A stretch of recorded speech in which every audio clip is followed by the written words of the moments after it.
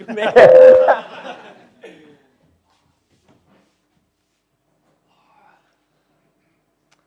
first met George about 9 years ago now at university in Sheffield. I was 19, had no idea what I wanted to do with my life, barely knew how to sort of tie my own shoelaces. Grew up in Stoke, amazing, large family, incredible group of friends.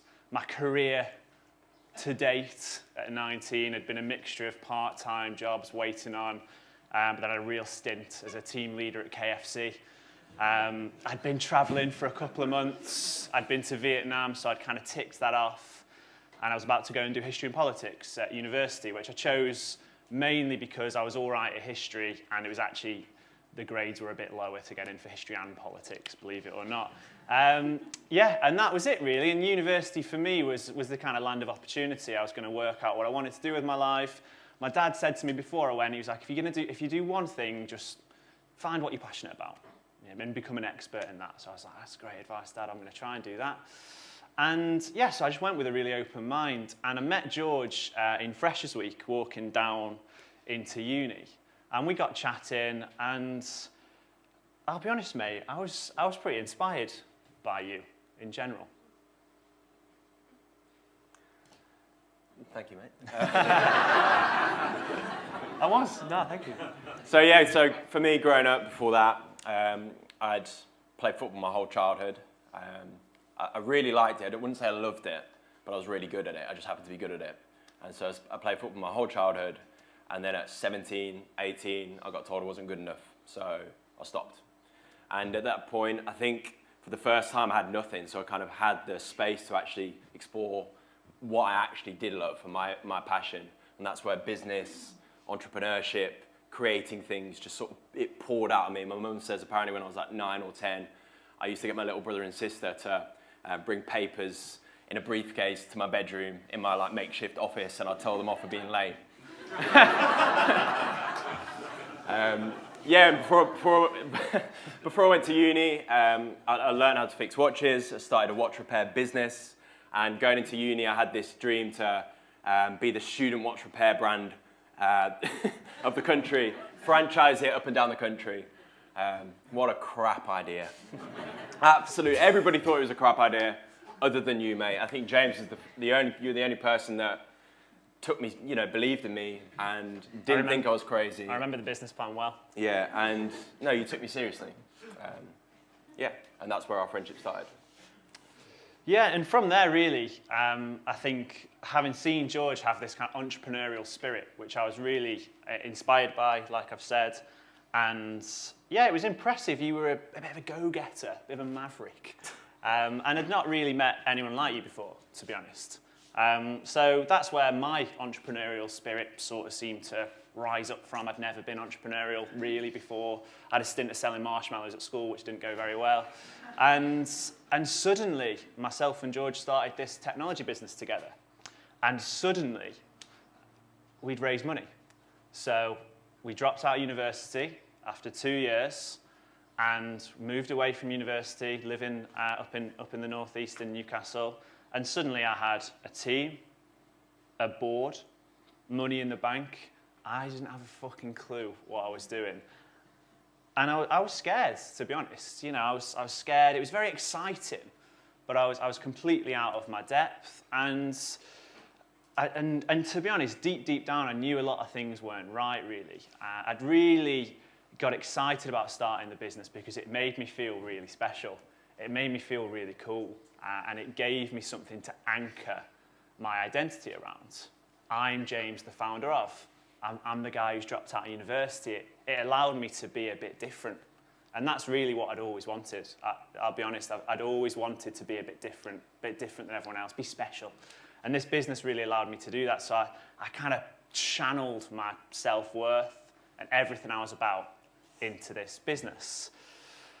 And I really started to just look outside of myself and think, how do I be successful? Oh, I'll just be like them. So I really developed this facade, this front of showing no emotion, showing no weakness, being the CEO.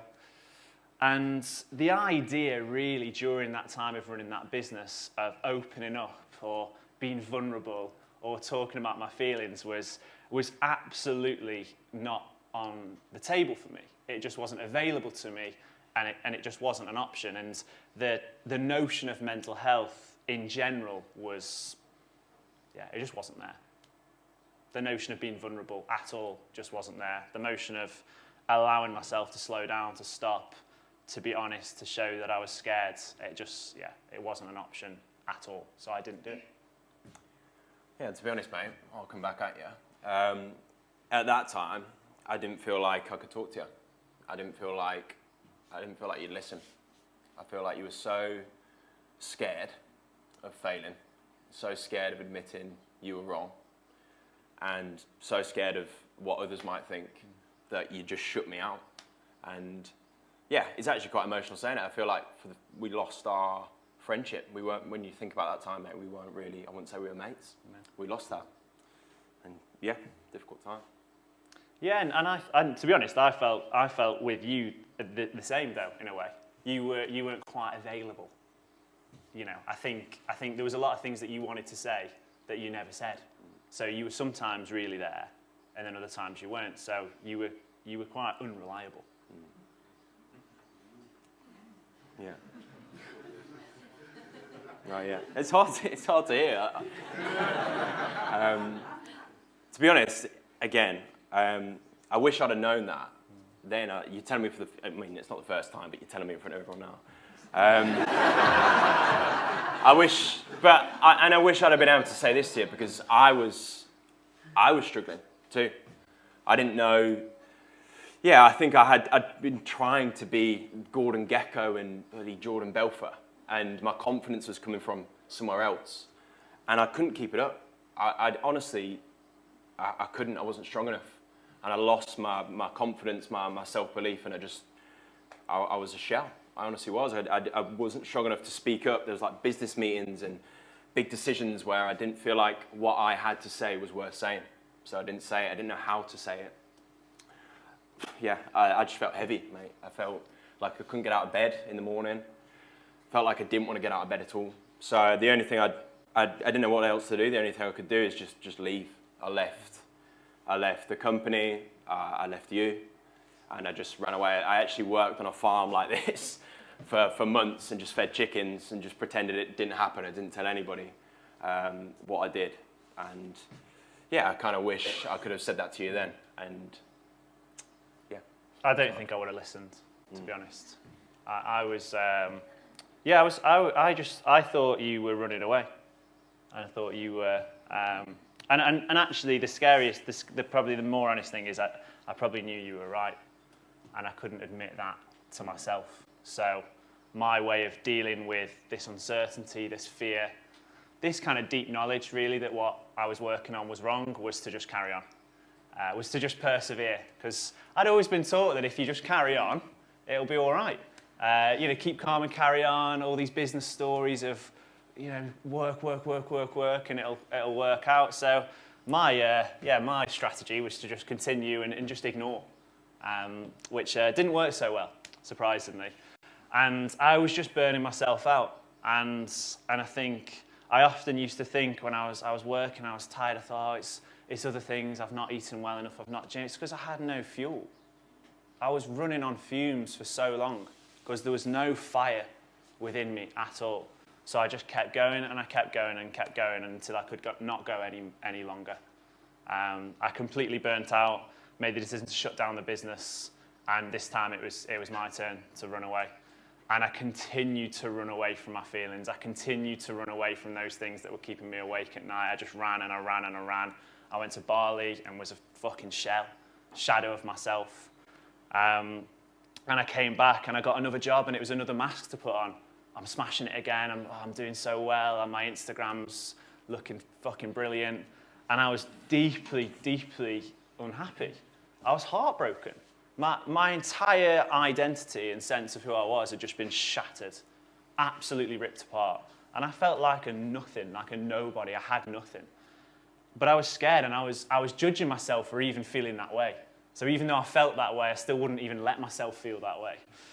And that went on for about a year. And for the first time, the feelings that I ignored and I just shoved as far down as possible, started to bubble up. And I started to feel things in my body that I just never felt before. I started to feel my heart flutter.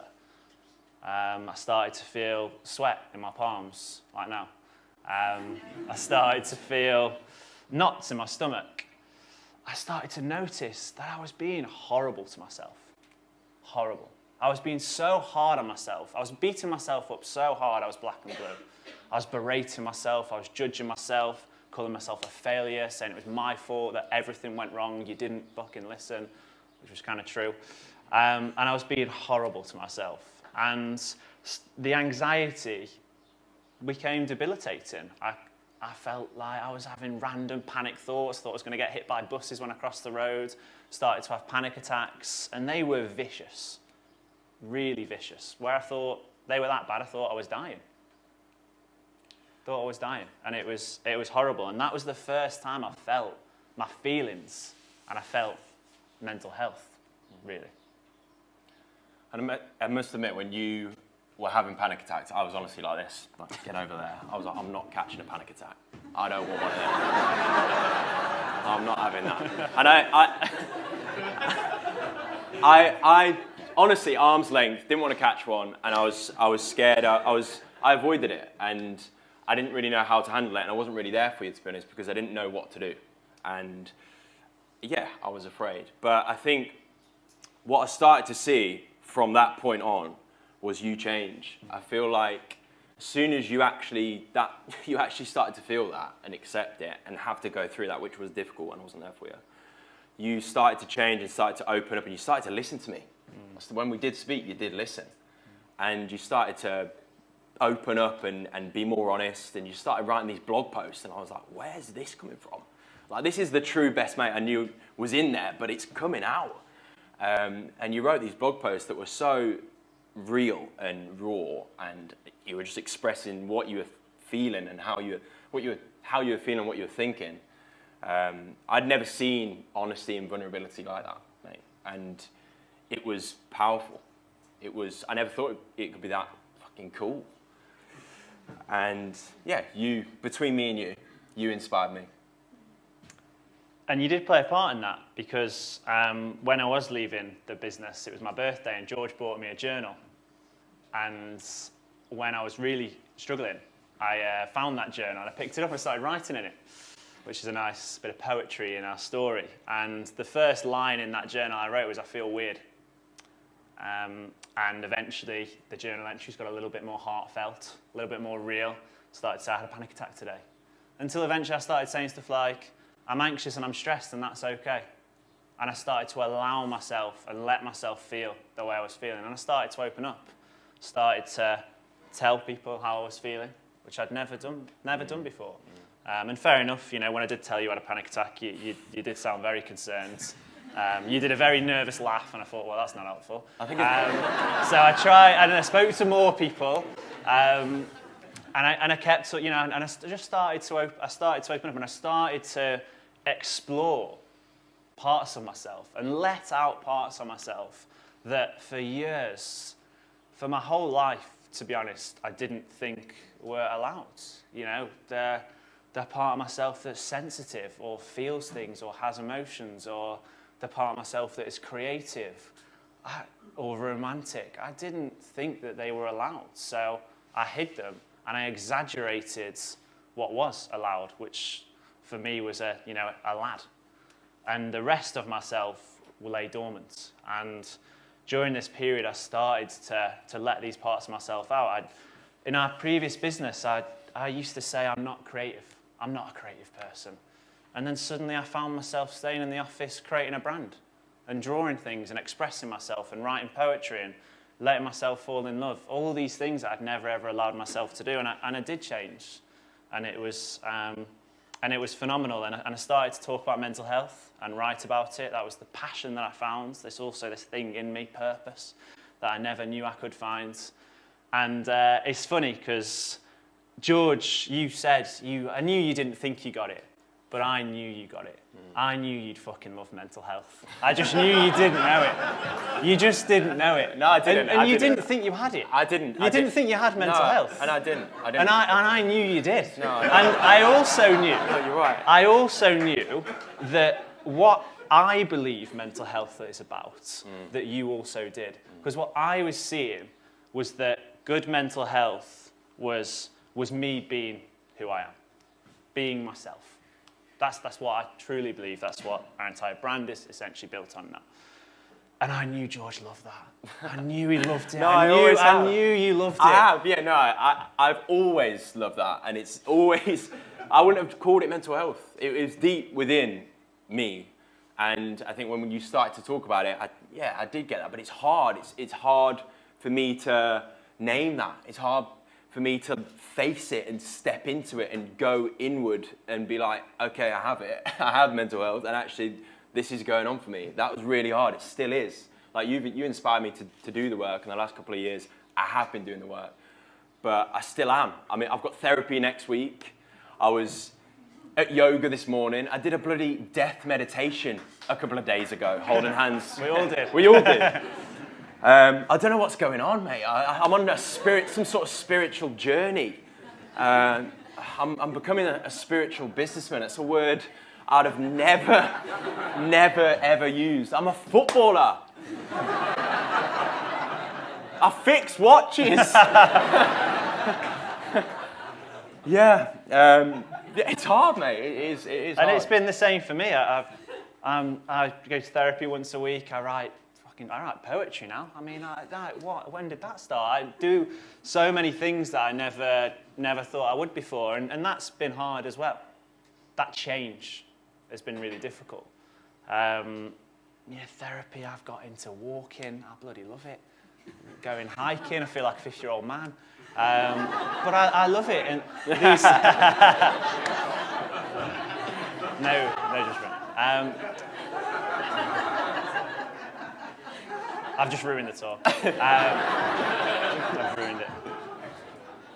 And I've changed, and as I've gone on this journey, or whatever you would like to call it, I've noticed that as I've explored my relationship with myself and looked at who I am, as I've worked on my mental health and I've worked on myself, my relationship with everything has changed. Some things have changed dramatically, some things haven't changed at all. But I've changed what I think about myself, my body, what I wear, the way I look, my relationships with my friends, with my family, what I do with my life, my purpose, what I work on 40, 50 hours a week, what I eat, where I spend my money, my relationship with the earth, with the planet, with the environment. I'm trying not to use plastic anymore for a week. It's not something that I would have ever done before. And I genuinely believe that's because I've started to work on myself. And that's a belief that we truly hold now at Sanctus and us two together, is that if we can work on ourselves, we can work on our mental health. If we start there, then that actually is how we'll change our world together. Thanks. Thanks for that. Well done, mate.